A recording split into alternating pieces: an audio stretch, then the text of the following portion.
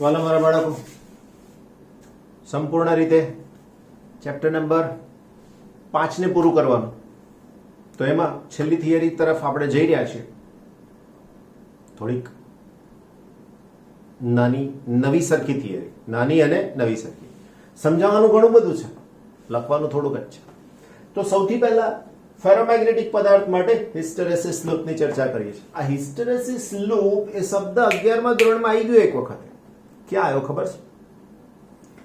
Rubber જેવો પદાર્થને ખેંચો અને પાછો છોડી દો તો એની અંદર જે ઉર્જા સંગ્રહ પામે ને એની સાથે રિલેટેડ આ એક શબ્દ છે. રાઈટ? તો સૌથી પહેલા ફેરોમેગ્નેટિક પદાર્થ આપણી પાસે છે અને એને આવા સોલેનોઇડની અંદર આપણે મૂકવાનો પ્રયત્ન કરવાના છીએ. સમજો આખી વાર્તાને. જો વાર્તા કહી રહ્યો હોય એનો મતલબ કે આની અંદર સિક્વન્સ જાળવવી જરૂરી છે. તો સૌથી પહેલા આપણે જે આલેખ ડ્રો કરવા માંગીએ છીએ એની અંદર મારી પાસે આવી રીતે બે અક્ષ, આની અંદર બી આ અક્ષ પર અને આ અક્ષ પર એચ, એવું જ અહીંયા પણ અને એવું જ અહીંયા પણ આ ઉગમ બિંદુ છે. બી એટલે ચુંબકીય ક્ષેત્ર અને એચ એટલે ચુંબકીય તીવ્રતા, જેને આપણે નામ આપ્યું છે એકમ લંબાઈ દીઠ પ્રવાહ, જે આમાંથી પસાર કરવાના છીએ એની સાથે રિલેટેડ વાત છે.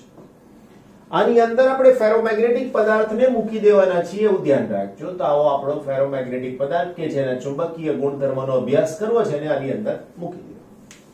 Is it? સૌથી પહેલા ફેરોમેગ્નેટિક પદાર્થનો મતલબ તમને ખબર છે કે એની અંદર ડોમેઇન પ્રકારનું બંધારણ છે. યાદ કરો, ગઈકાલે તમને સમજાવ્યું હતું 3 પ્રકારના પદાર્થ: ડાયામેગ્નેટિઝમ, પેરામેગ્નેટિઝમ અને ફેરોમેગ્નેટિઝમ. તો આ પહેલું બીજું નહીં, ત્રીજાની ચર્ચા ફેરોમેગ્નેટિક પદાર્થ અહીંયા મૂક્યો છે. હવે એનું બંધારણ કેવું હોય તો હું નાનું સરખું સ્ટ્રક્ચર દોરીને તમને સમજાવવાનો પ્રયત્ન કરીશ. આ ફેરોમેગ્નેટિક પદાર્થ છે. આ બહારનું કોઈ ચુંબકીય ક્ષેત્ર એની પર આપણે હાલ પૂરતું લગાડેલું નથી, એટલે એની અંદરનું જે ડોમેઇન બંધારણ છે, ડોમેઇન બંધારણ બિલકુલ અસ્તવ્યસ્ત છે. આવી રીતે ખબર નહીં, બધી જ ડાયપોલ પોતપોતાની રીતે અલગ અલગ દિશામાં છે. અને હાલમાં આની અંદરનું પરિણામી ચુંબકીય ક્ષેત્ર શૂન્ય છે.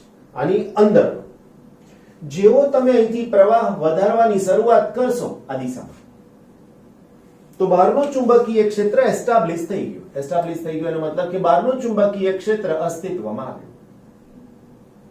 એના કારણે શું થયું તો કે આના જે કોઈ ડાયપોલ્સ હતા, બધા આ જે ડોમેઇન બનેલા હતા એ બધા જ એક દિશામાં ગોઠવવાનો પ્રયત્ન કરે છે. એનો મતલબ કે આની અંદરની બધી જ ડાયપોલ્સ હવે એક જ દિશામાં ગોઠવાઈ ગઈ. બધી જેટલી હતી એ બધી જ એક જ દિશામાં ગોઠવાઈ ગઈ. એનો મતલબ કે આવી સ્થિતિ જે મળી એને આપણે ભૂતકાળમાં સેચ્યુરેશન મેગ્નેટાઇઝેશન કીધું છે. અને સેચ્યુરેશન મેગ્નેટાઇઝેશનને જો હું અહીંયા આકૃતિમાં બતાવું તો જેમ જેમ પ્રવાહને વધારતા જાવ છો તેમ તેમ આની અંદરની બધી ડાયપોલ એક જ દિશામાં ગોઠવાય છે. અને એના પરિણામ સ્વરૂપ તમને અહીંયા જે આલેખ મળે છે એ આલેખ અહીંયાથી આવી રીતનો છે. તો આ આલેખને નામ આપી દઈએ O થી A સુધીનો વિભાગ. શું દર્શાવે છે તો કે જેમ જેમ આ સોલેનોઇડમાંનો પ્રવાહ વધારતા ગયા એટલે કે H વધ્યું, તેમ તેમ આ બધી ડાયપોલ એક જ દિશામાં ગોઠવાતી ગઈ અને પરિણામે એની અંદરનું ચુંબકીય ક્ષેત્ર પણ વધતું ગયું. બરાબર? એ પાસે બધી જ ડાયપોલ્સ એક જ દિશામાં ગોઠવાઈ ગઈ, જેને આપણે સેચ્યુરેશન મેગ્નેટાઇઝેશન કીધું. છેલ્લે શું લખવાનું ને પછી હું તમને વાક્યોમાં કહી દઈશ. વાક્યોમાં બોલ્યો. રાઈટ? હવે જ્યારે આ વિદ્યુત પ્રવાહનું મૂલ્ય મેક્સિમમ થઈ ગયું તો હું એને ઘટાડતો જઉં છું, ઘટાડતો જઉં છું અને છેલ્લે અહીંયા હું લખીશ B is maximum. બહારનું ચુંબકીય ક્ષેત્ર અંદરની સાથે થઈ ગયું એટલે B maximum. રાઈટ? નાઉ બહારનું ચુંબકીય ક્ષેત્ર 0 કરી દેવામાં આવે છે તો પદાર્થની પરિસ્થિતિ શું હશે? તો પદાર્થની પરિસ્થિતિ વાસ્તવિકતા પ્રેક્ટિકલ પણ પોસિબલ છે. રાઈટ? તો આલેખ આવું કંઈક કે છે આપણને. રાઈટ? આને હું નામ આપું B. આ આલેખ એવું કે છે કે H0 થઈ ગયો, પ્રવાહ શૂન્ય થઈ ગયો તો પણ B શૂન્ય થતું નથી, કંઈક ચુંબકત્વ રહી જાય છે. આ ચુંબકત્વ જે રહી ગયું એ વિભાગને નામ આપ્યું OB. તો અહીંયા આ OB વિભાગને નામ આપ્યું છે રિટેન્ટિવિટી. આની અંદર સમજાવું કે રિટેન્ટિવિટી નો મતલબ શું થાય તે. વાલા મારા ધોરણ 12 સાયન્સના બાળકો, રિટેન્ટિવિટી નો મતલબ એક મસ્ત ઉદાહરણ આપું. તમે આખું લેક્ચર જુઓ છો અને જે કંઈ યાદ રહે છે એ તમારા મગજની રિટેન્ટિવિટી છે. બસ એવું જ છે કે બહારથી ચુંબકીય ક્ષેત્ર લગાડ્યું અને આની અંદર જે કંઈ રહી ગયું ચુંબકીય ક્ષેત્ર, એટલે અસ્તવ્યસ્ત નથી થતું. આવી ડાયપોલ્સ બધી છે ને આમ ગોઠવાયેલી તમને માલુમ પડશે. એટલે એક આમ, એક અહીંથી, એક અહીંયાથી અને એક આમ. પણ પરિણામી ચુંબકત્વ અહીંયા શૂન્ય થતું નથી. આને કહેવામાં આવે છે એની પાસે કંઈક ચુંબકીય ક્ષેત્ર રહી જવા પામ્યું અને એને નામ આપ્યું એની retentivity. Make it clear? Very good. Now હવે મારે આની અંદરનું ચુંબકીય ક્ષેત્ર શૂન્ય કરવું છે. તો મારે શું કરવું પડે મારા વાલા બાળકો? તો મારા વાલા નાના નાના ધોરણ 12 સાયન્સના બાળકો, નાના તો ના કહેવાય પણ છતાંય હવે ઘરમાં નાના હોય તો નાના જ કહેવાય. હવે જે પ્રવાહ અહીંથી દાખલ થઈને અહીંયા નીકળતો તો દિશા ઉલટાવીએ છે, અહીંથી દાખલ થાય છે ને અહીંયા નીકળે છે. Isn't it? તો આ પ્રકારની જે પરિસ્થિતિ આપણને મળી છે, આ પ્રકારની સ્થિતિ જે મળી છે એમાં હવે વિદ્યુત પ્રવાહ વિરુદ્ધ દિશામાં પસાર થયો. ધ્યાન રાખજો. એનો મતલબ કે ચુંબકીય ક્ષેત્રની દિશા જે હતી એનાથી ઉલટાઈ ગઈ. રાઈટ? હવે દિશા ઉલટાઈ ગઈ એટલે આનું ચુંબકત્વ પણ નાશ પામશે. અને આ જે પદાર્થ હાલમાં મેં દર્શાવ્યો છે એની અંદર જે કોઈ બધી ડાયપોલ્સ છે ને મારા વાલા ભૂલકાઓ, એ બધી ડાયપોલ્સ ફરીથી પાછી અસ્તવ્યસ્ત આની જેમ થઈ જશે. હા, એવું થાય કે આના જેવું સ્ટ્રક્ચર ના મળે. જો સ્ટ્રક્ચર સે જુદું થઈ જાય પણ અહીંયા પરિણામી ચુંબકીય ક્ષેત્ર પદાર્થની અંદર જે હતું તે શૂન્ય થઈ ગયું.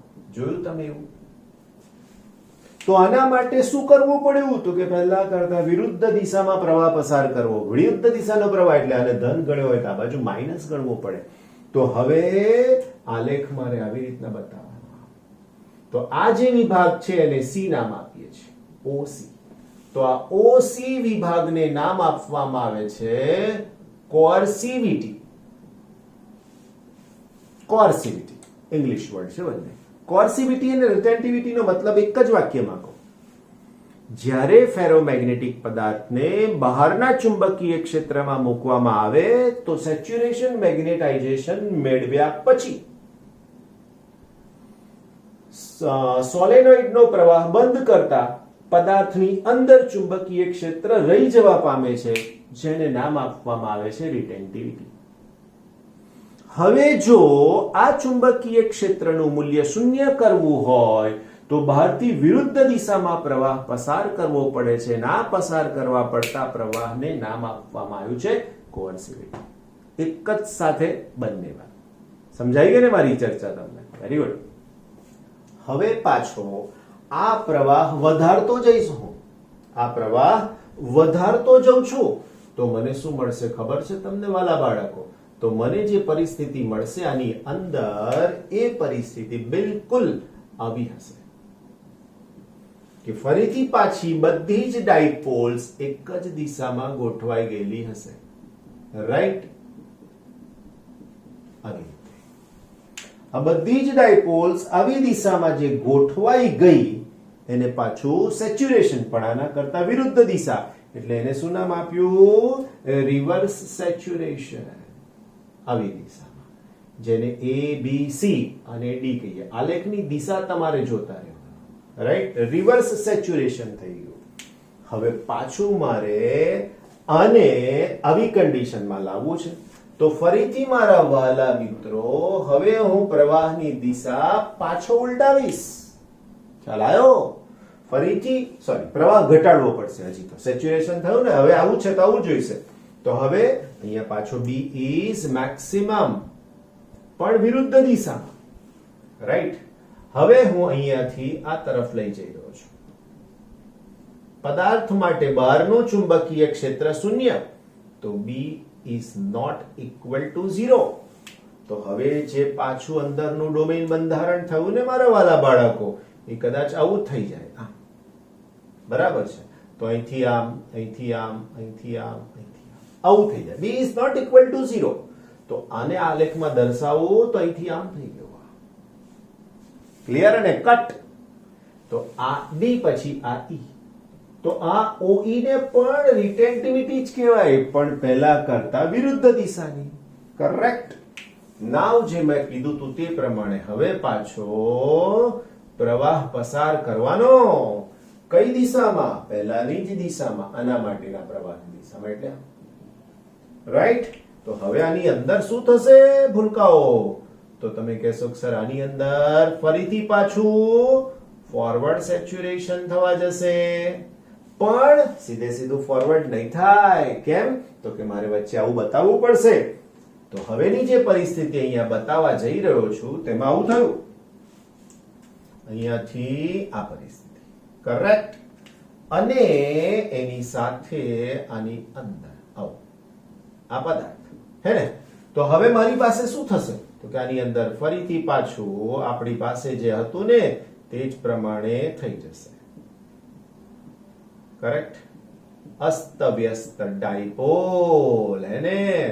અને અસ્તવ્યસ્ત ડાયપોલ નું પરિણામ તો કે B is equal to 0. અસ્તવ્યસ્ત ડાયપોલ નું પરિણામ B is equal to 0. Isn't it? Very good. તો હવે મારી પાસે અહીંયાથી E પછી અહીંયા F. કરેક્ટ?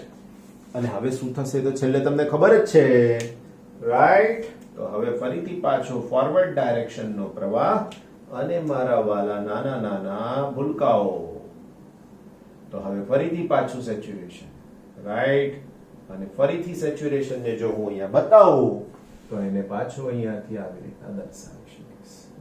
Isn't it? આ જે આખો વક્ર મળ્યો એને નામ આપ્યું છે હિસ્ટેરેસિસ. આખું ફિઝિક્સ સમજાયું મેં તમને. તમને પ્રશ્ન પૂછાય તો આટલી લાંબી વાર્તા નહીં કરવાની, નહીતર 3-5 પેજ ભરાઈ જાય લખતા લખતા. શું કરવાનું? ધ્યાન રાખજો. શું કીધું? સૌથી પહેલા ફેરોમેગ્નેટિક પદાર્થના ચુંબકીય બિહેવિયર ગુણધર્મનો અભ્યાસ કરવા માટે તેને આવા સોલેનોઇડમાં મૂકવામાં આવે છે. આ ગુણધર્મનો અભ્યાસ એનું પ્રાથમિક અથવા ભૂતકાળ એનો શું છે એની પર આધાર રાખે. જો આ પહેલેથી જ ચુંબક હોત તો કંઈક અલગ થાય, આ ચુંબક ના હોય તો કંઈક અલગ થાય. એટલે એના પર આધાર રાખે છે એવું કહેવામાં આવે છે. આવા એક ફેરોમેગ્નેટિક પદાર્થ માટેનો હિસ્ટેરેસિસ લૂપ આકૃતિમાં દર્શાવે છે, જેમાં જો પદાર્થને સોલેનોઇડની અંદર મૂકી કોઈ એક દિશામાં પ્રવાહ પસાર કરવામાં આવે તો પ્રથમ તેની બધી જ ડાયપોલ એક દિશામાં ગોઠવાઈ જઈ અને સેચ્યુરેશન મેગ્નેટાઇઝેશનની સ્થિતિ એ પાસે મળે છે. વાક્ય અહીંથી લખીએ છીએ, દોરતા નથી. જ્યારે તે સોલેનોઇડમાંનો પ્રવાહ શૂન્ય કરીએ છીએ ત્યારે પદાર્થની અંદરનું ચુંબકીય ક્ષેત્ર શૂન્ય ન થતા તે પદાર્થ એ બી માર્ગે આવી અને પ્રવાહ શૂન્ય થવા છતાં પણ તેમાંનું ચુંબકીય ક્ષેત્ર કંઈક રહી જવા પામે છે, જેને રિટેન્ટિવિટી કહેવામાં આવે છે. હવેની પરિસ્થિતિમાં વિરુદ્ધ દિશામાં પ્રવાહ પસાર કરી અને એની રિટેન્ટિવિટી શૂન્ય બનાવવામાં આવે છે. એનો મતલબ અંદરના એક દિશાના ચુંબકીય ક્ષેત્રને વિરુદ્ધ દિશાના પ્રવાહ વડે 0 કરીએ છીએ, જેને નામ આપવામાં આવે છે કોઅર્સિવિટી.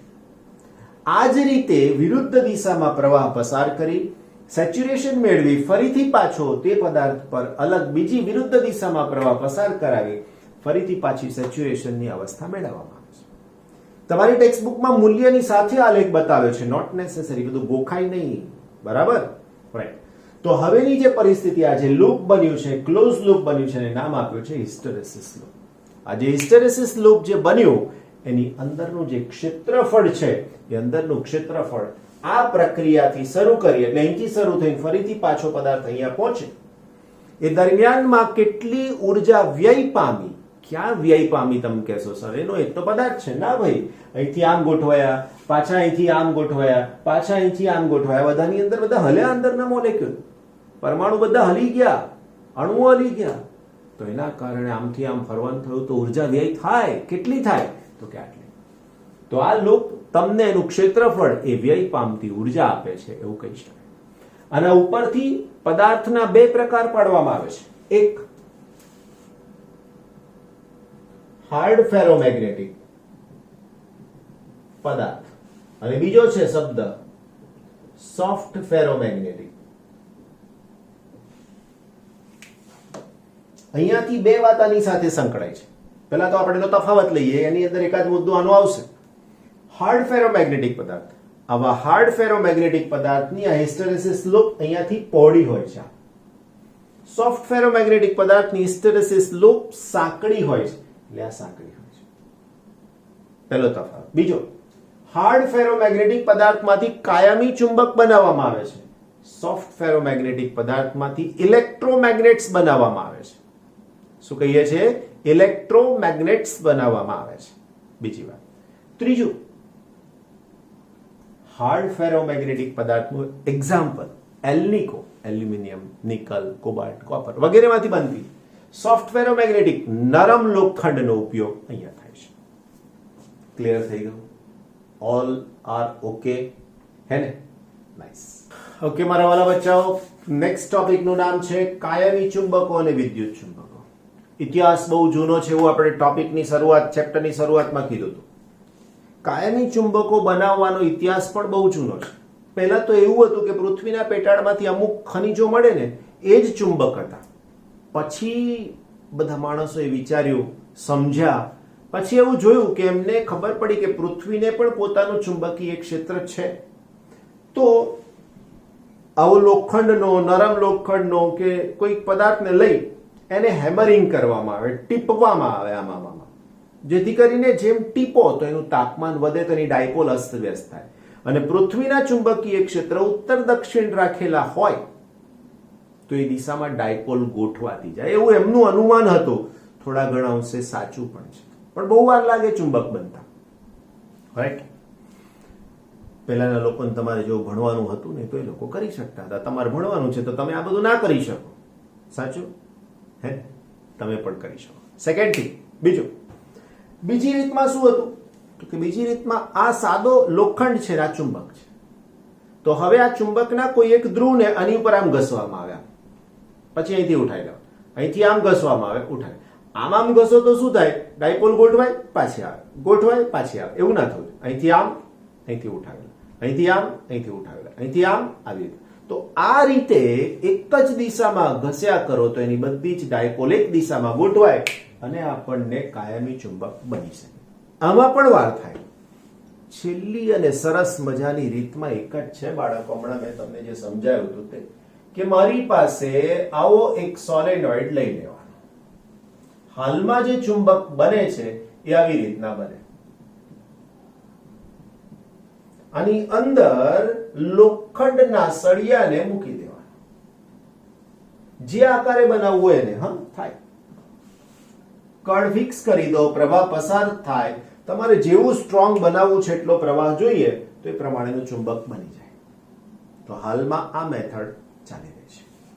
બે પ્રકારના ચુંબકની વાત કરી, કાયમી ચુંબકો અને વિદ્યુત ચુંબકો. કાયમી ચુંબક એટલે તમે જે પ્રેક્ટિકલમાં જુઓ છો, ઘરની અંદર કેટલાક નાના નાના ફ્રેમ આવે છે, એની પાછળ લગાડેલા હોય છે, જેને આપણે લોખંડની સાથે ચિપકાવી શકીએ છીએ. તો એ કાયમી ચુંબક છે. આવી રીતના બને. વિદ્યુત ચુંબકો ઇલેક્ટ્રોમેગ્નેટ્સ કહેવામાં આવે છે. આ ઇલેક્ટ્રોમેગ્નેટ્સ જ્યાં સુધી પ્રવાહ પસાર થાય ત્યાં સુધી એ પોતે બહુ જ ચુંબકત્વ રાખશે. પછી પેલા સોફ્ટ ફેરોમેગ્નેટિક પદાર્થ છે એમાંથી ઇલેક્ટ્રોમેગ્નેટ્સ બને. તો એનામાં શું થાય?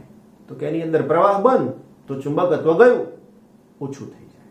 આનો ઉપયોગ એવરી સ્પીકર સિસ્ટમ, તમારા ઘરે જે સ્પીકર સિસ્ટમ છે એની અંદર પાછળની સાઈડ ઉપર મેગ્નેટ છે. જોજો, જ્યારે પ્રવાહનું તમે વોલ્યુમ વધારો છો ને, સ્પીકરમાંથી વોલ્યુમ વધારો છો, પ્રવાહ વધારે પસાર થાય, વધારે પ્રવાહ, વધારે ચુંબકત્વ, એટલે સાઉન્ડ પણ વધારે મળે. તો આ ઇલેક્ટ્રોમેગ્નેટ્સ છે. આનો બીજો ઉપયોગ ઇન્ડિયામાં જે શરૂ થયો છે, પણ ફોરેન કન્ટ્રીની અંદર ઘણો બધો ઉપયોગ થાય છે કે લોખંડની મોટી વસ્તુ છે એને ઉચકવી છે તો ક્રેન કરતા ઇલેક્ટ્રોમેગ્નેટ્સ વાળી ક્રેન બહુ સારી ઉપયોગમાં લેવામાં. કોઈ માણસની જરૂર ના પડે. કોઈક લોખંડની મોટી વસ્તુ છે એને ઉઠાવી છે તો એની પર અડકાડી દો. હવે આમ ઉઠાવો નહીં ઉઠે, પણ આને ચુંબક બનાવી દો, જોરદાર, એટલું બધું વધારે પ્રબળ પ્રવાહ પસાર કરે. એટલે એ વસ્તુ પછી મારે અહીંયા મૂકવી છે, નીચે મૂકી દો, હવે આમાંથી પ્રવાહ બંધ કરી દીધો એટલે પાછું છટકી ગયું, એટલે વસ્તુ મુકાઈ ગઈ. એટલે જે પેલું બાંધવાનું છોડવાનું જરૂર પડે છે બધું બંધ, રાઈટ? તો આ પ્રમાણે ઇલેક્ટ્રોમેગ્નેટ્સ બને. પણ આનેથી મુશ્કેલી છે ઇલેક્ટ્રોમેગ્નેટ્સથી.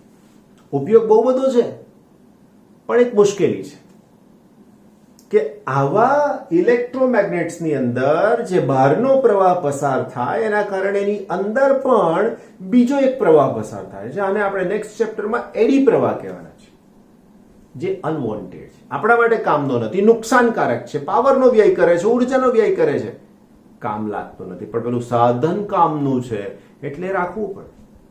તો એને ઓછો કરવાનો પણ ઉપાય છે આપણી પાસે. ટ્રાન્સફોર્મર નામ સાંભળ્યું છે? આ ટ્રાન્સફોર્મરની અંદર આવા નરમ લોખંડ પરત તાર વીંટાળીને બનાવવામાં આવે છે.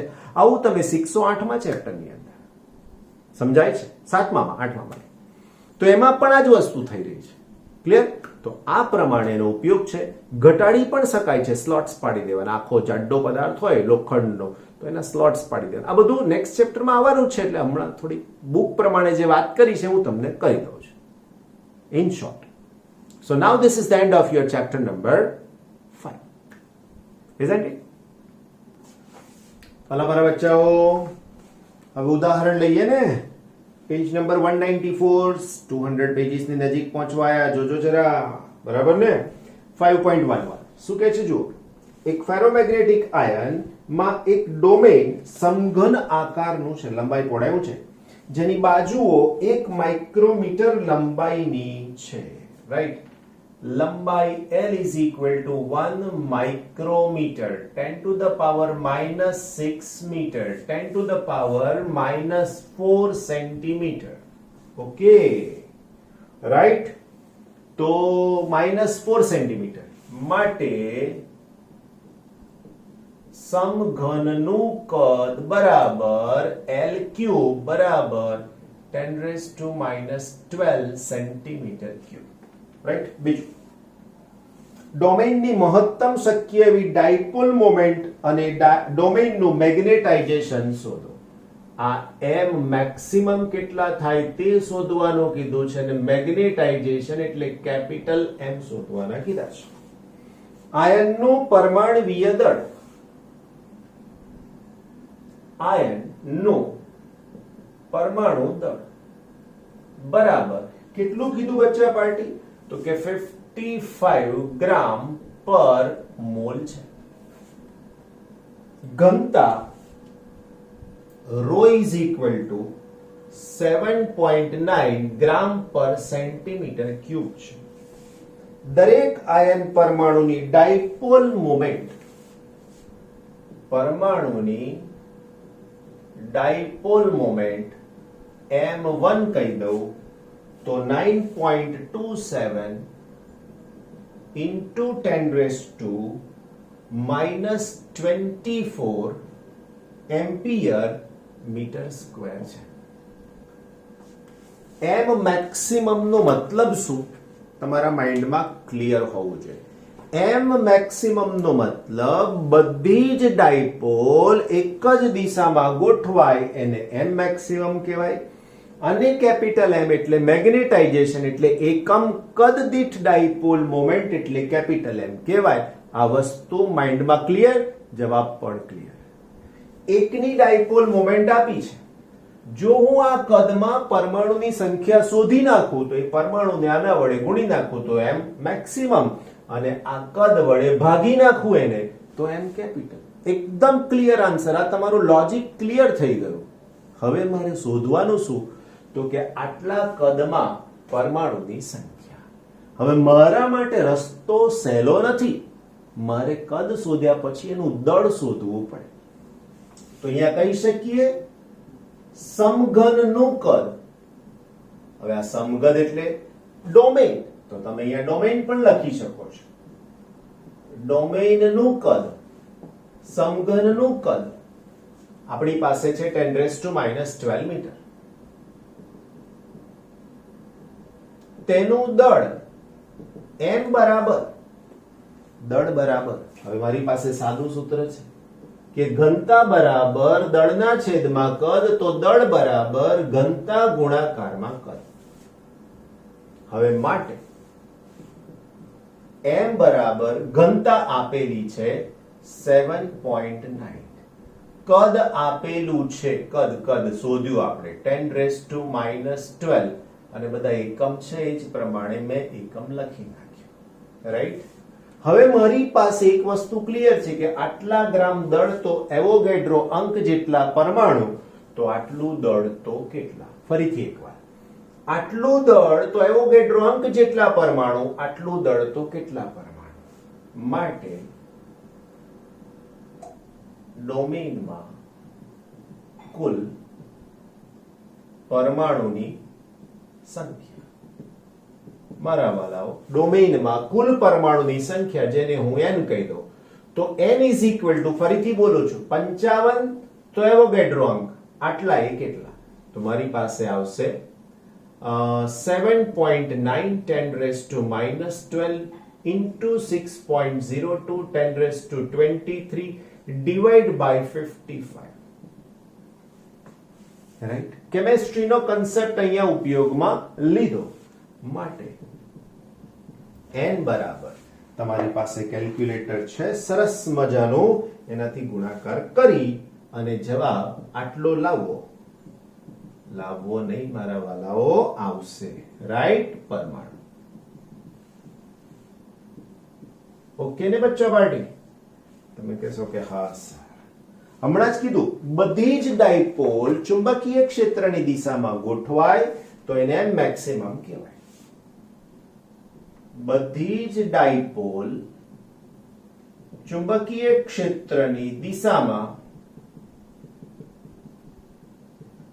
ગોઠવાતા m maximum is equal to m1 into m.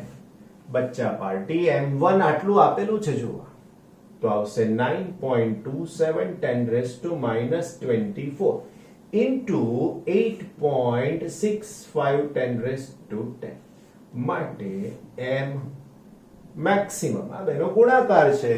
હમણાંની જેમ ફરીથી પાછું તમારી પાસે બહુ જ સરસ કેલ્ક્યુલેટર છે, હે ને? 8 into 10⁻13 એમ્પિયર મીટર સ્ક્વેર. તો આ મને જવાબ મળી ગયો. ઓકે, છેલ્લું મેગ્નેટાઇઝેશન. તો અહીંયા લખી શકીએ magnetisation m is equal to m maximum upon v. હવે m maximum એટલે વાલા બાળકો 8 into 10⁻13, v એટલે 10⁻12. પણ આ જવાબ સેન્ટીમીટરમાં છે, મારે તો મીટર કરવું પડશે, હે ને? જો એમણે મીટરમાં કન્વર્ટ કર્યું છે. રાઈટ. તો આ 10⁻6 પ્રમાણે મારે અહીંયા 12 નહીં ચાલે, મારે લખવું પડશે 18. 1 માઇક્રોમીટર એટલે આ. હવે આના ઉપરથી કદ શોધું તો l નો ક્યુબ, જેમાંનો ઘન 4 ગુણાકારમાં 3, એવું -6 ગુણાકાર. રાઈટ. તો આનો આન્સર ફરીથી પાછું તમારી પાસે સરસ મજાનું કેલ્ક્યુલેટર, તો 8 into 10⁵, અને આન્સર થઈ શકશે એમ્પિયર મીટર -1. રાઈટ. તો વાલા બચ્ચા પાર્ટી, આ રીતે એક સરસ મજાનો 3 માર્ક્સમાં પૂછી શકાય એવો દાખલો સરસ રીતે સોલ્વ થઈ ગયા, હે ને? યસ મારા વાલા બાળકો, પેજ નંબર 200 એક્ઝેક્ટ સ્વાધ્યાય ત્યાંથી શરૂ થાય છે. પૃથ્વીના ચુંબકત્વ અંગે નીચેના પ્રશ્નોના જવાબ આપો. આપી દઈએ એક પછી એક, બરાબર? તમે 6 પછી મળી જશે. સૌથી પહેલું, સદિશને સંપૂર્ણ રીતે દર્શાવવા માટે 3 રાશિઓ મૂલ્યોની જરૂર પડે છે. સદિશ x દિશાનો, સદિશ y દિશાનો, સદિશ z દિશાનો. રાઈટ. તો પૃથ્વીના ચુંબકીય ક્ષેત્રને દર્શાવવા માટે રૂઢિગત રીતે વપરાતી 3 સ્વતંત્ર રાશિઓના નામ આપો. પહેલા પ્રશ્નનો જવાબ. તો સૌથી પહેલા મેગ્નેટિક ડિક્લિનેશન,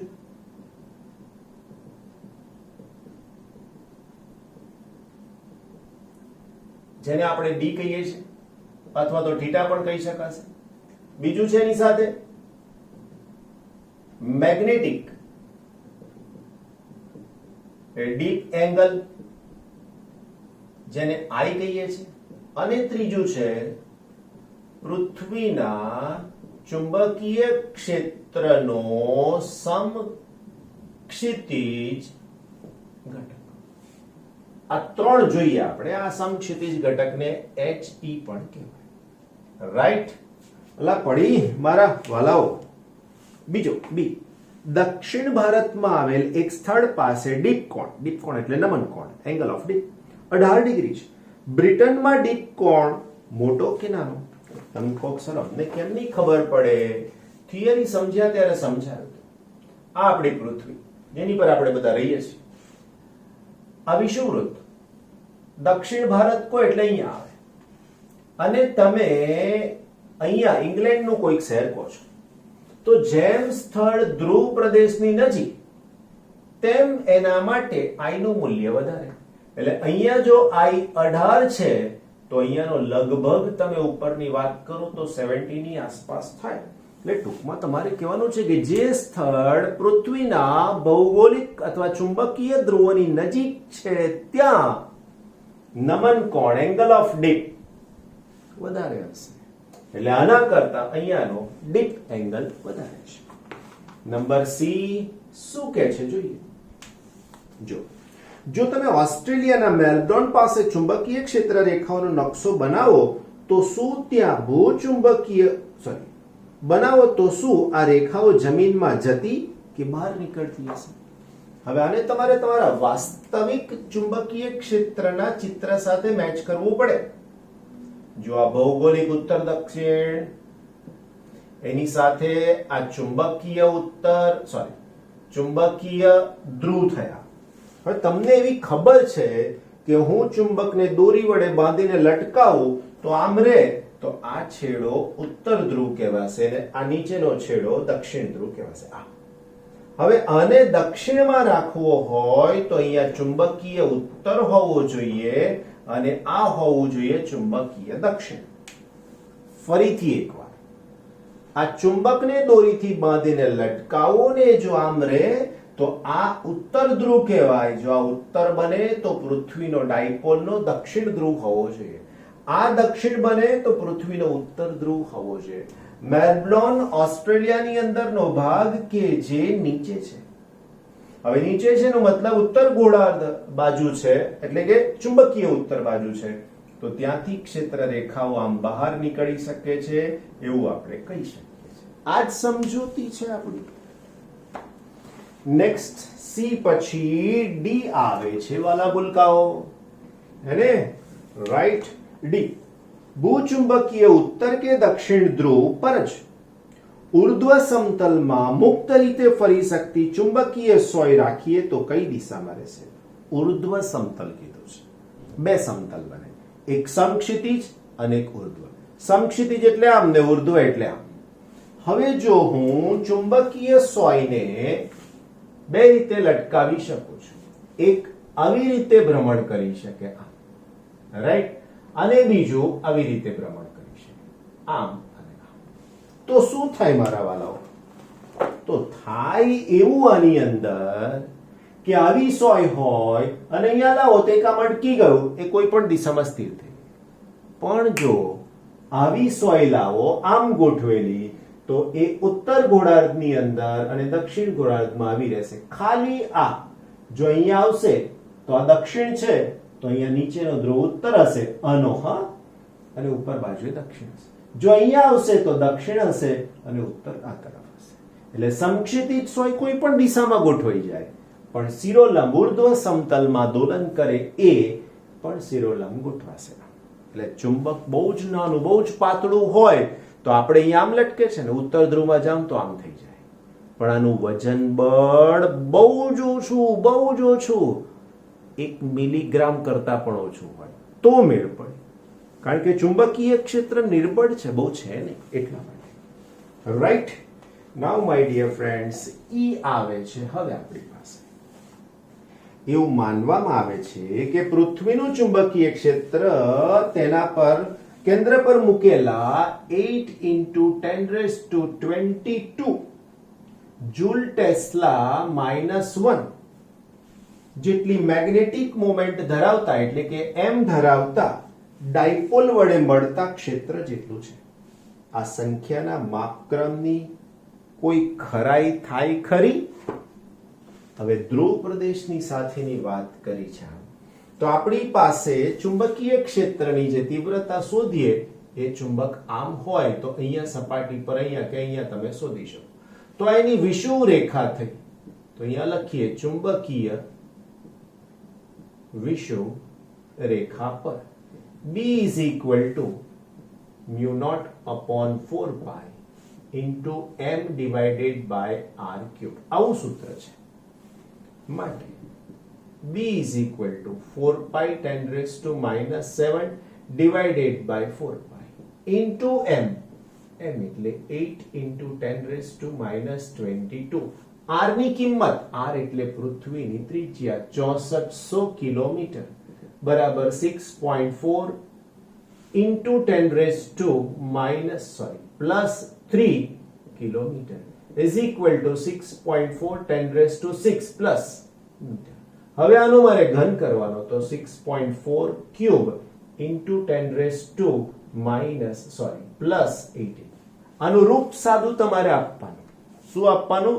રૂપ સાદું. સાદું રૂપ લા T is equal to જવાબ આવશે ટેસ્લા. કદાચ તમારી રેફરન્સ બુકમાં ગૌસમાં આપ્યો હોય તો એ ચિંતા નહીં કરવાની. આ મૂલ્ય હાલમાં જે પૃથ્વી છે એની ઉપરનું જે ચુંબકીય ક્ષેત્ર છે એટલું જ આ મળે છે ઓલમોસ્ટ. એટલે આ સાચું છે એવું તમે કહી શકો છો. બરાબર. નેક્સ્ટ ક્વેશ્ચન મારા વાલાઓ F.